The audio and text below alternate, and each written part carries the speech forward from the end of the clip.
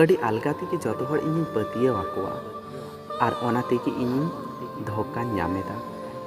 अकय हो इᱧ बड़ी नजर ते बाᱹᱧ ᱧᱮᱞ कोआ ओनाते इᱧ दोᱧ बड़ी गेया। हें इᱧिᱧ बाड़ाया बड़ी हर तो बेगर बड़ी तेहों को बड़ीचोआ सारा घड़ी की इᱧिᱧ बड़ी गेया। हें हें इᱧिᱧ बड़ी गेया जतो हर पतियाव काते बार बार इᱧिᱧ बड़ी आकाना जहां रेना कथा जहां रेगिन लया इन बड़ी बाñ गुनन बाड़ा। नेतो जहां जुदी को मितन खान आमें बड़ी गेया तबे हें इᱧिᱧ बड़ी गेया।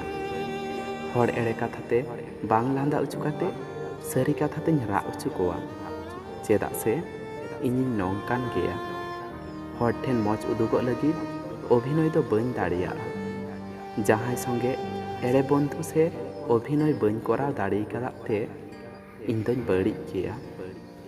आम तीनाग गानेम गुननो ओना खन हो बढ़ती तबे तिहिन धाबी अकय संगे हो बाñ बेईमानी कदा माझे माझे बाñ बुझाव दाड़िया इñिñ बड़िया से इñा मलंग गे बड़िया तीस हो अकया बड़ी बाñ खोज आकाना सारा जीवन जतो हड़ा मौजिñ खोज आकाना ओना तेगे इñा मलंग मने होय जतो हड़ खन हो जास्ती बड़ी गेया।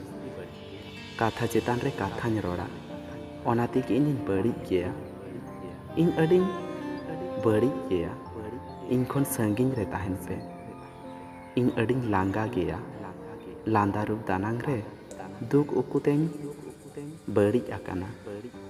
गाते को साला एड़े रोड़ एड़े अभिनय बाñ दाड़ी कदाते तिहिन इñ साव अकय हो बानु कोआ।